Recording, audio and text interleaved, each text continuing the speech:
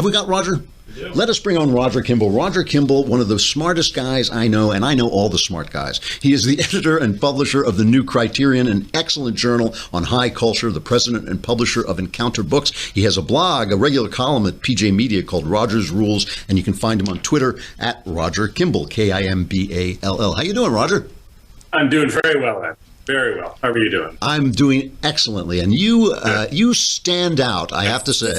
It's difficult. It's difficult here at the end days of the Republic. I was listening to what you had to say about our masters at the New York Times, and I too were stocking up on water and an armed camp here. It's really horrible. I can see the gulags that Trump has been creating all over the Northeast. He's pushing all of the Democrats into them. He's going to gas them. It's horrible. It's horrible. Somehow we bear up. You're on the East Coast. You can actually just see the black smoke coming up. I mean, I can see the black smoke everywhere.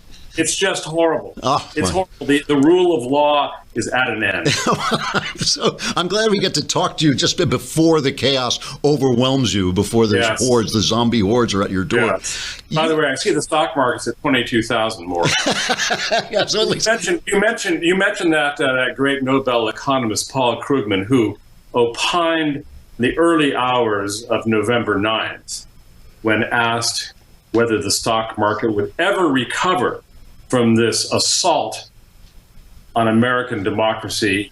He said the best answer is probably never. So now we are 4,000 points ahead of the game. Thanks, Paul. That was at least in keeping with his predictive capabilities. I think I cannot remember consistent. The last time. Like Dewar's Scotch, he never varies. So you always strike me as kind of unique. What a horrible thing to say. You strike me as among a very few people who you have been defending high culture for as long as you've been a professional. This is what you do. I mean, the New Criterion is the great journal of high culture. And yet there are many people, high cultural people, even on the right, who really look down on the Donald and really sneer at him. And you never have. Why is that? Why did you sign on? Well, I can answer that question. I can answer that question in two words. All right. Hillary Clinton. No, that's I was quite critical of Donald Trump at the beginning. He was not my first candidate by a long shot.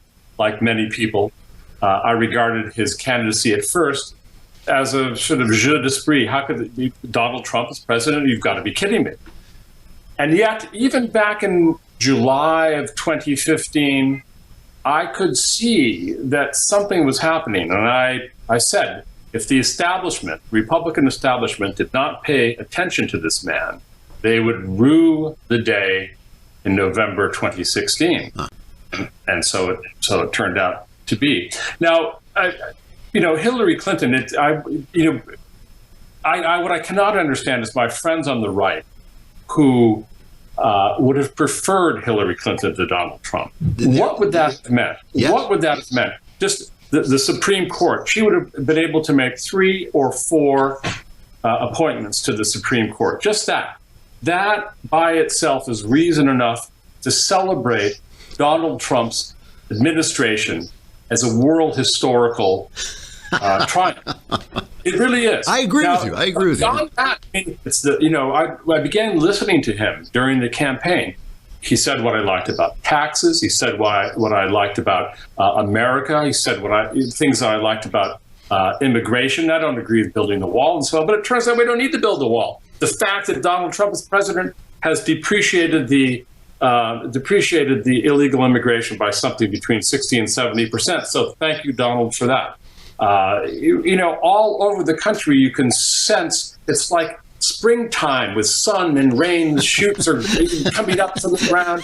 It's terrific, and this ties to Russia. It's just, it is surreal. It's a fantasy. It is surreal. So now what about the culture? I mean, this is the thing I hear from people on the right all the time. That people, Fareed Zakaria has a CNN special. I thought you were going to talk about people on the right. Yeah, no, but he has he stated something where he has a show coming on CNN. Why did Trump get elected? How could this have happened? And he says this is an uprising of the uneducated people against the educated people. This is what he said.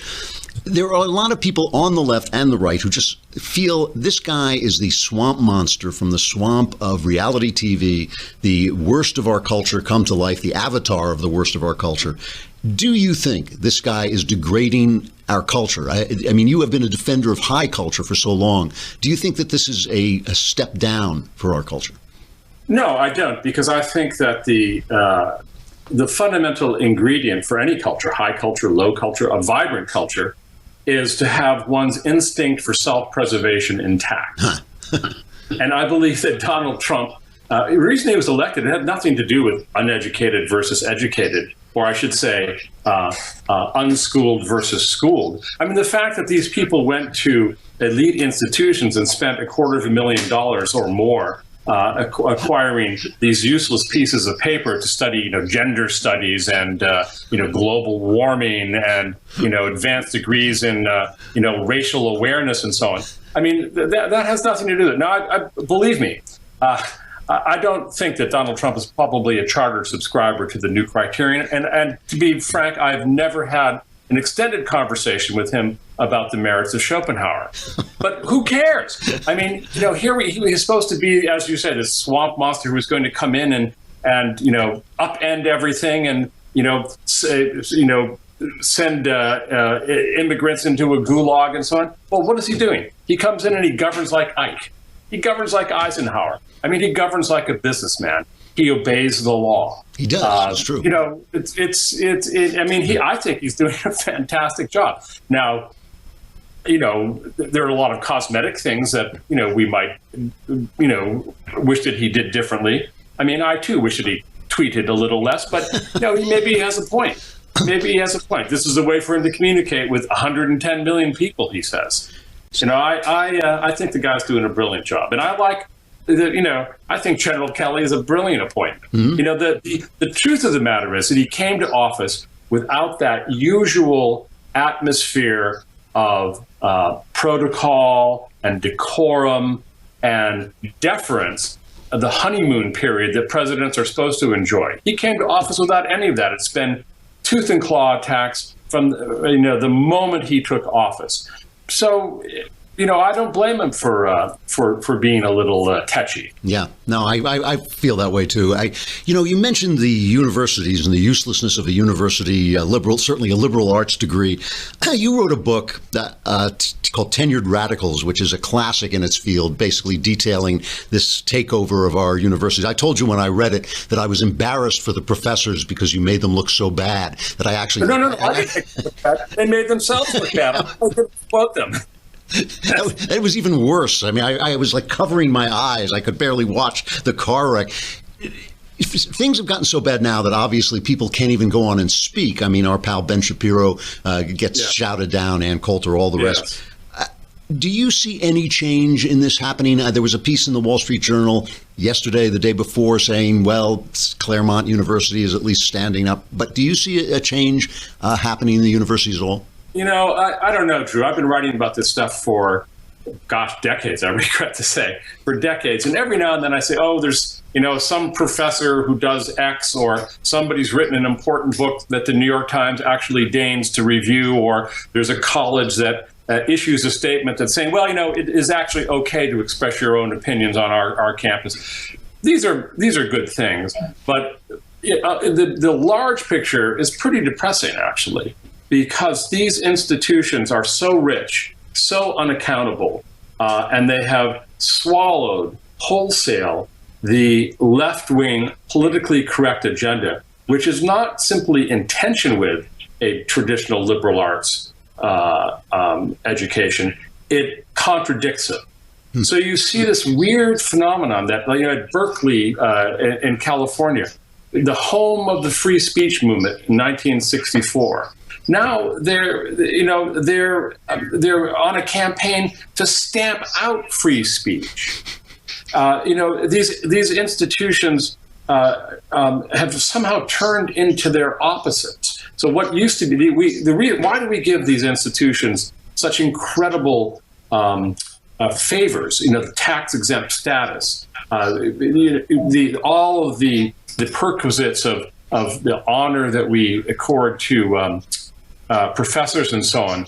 when we do it because we think these institutions are entrusted with a very important role, namely to preserve and transmit the highest values of our civilization. Among those values, by the way, is being self-critical, to say, why should I do this rather than that? What is the good life? There are many different paradigms from the past, and we should be able to examine them and pick among them and act like rational men and women about picking what is the good life for us.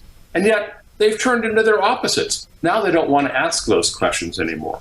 So many things are out of bounds for our universities that they have turned into institutions that don't preserve and transmit our culture, but that trash it.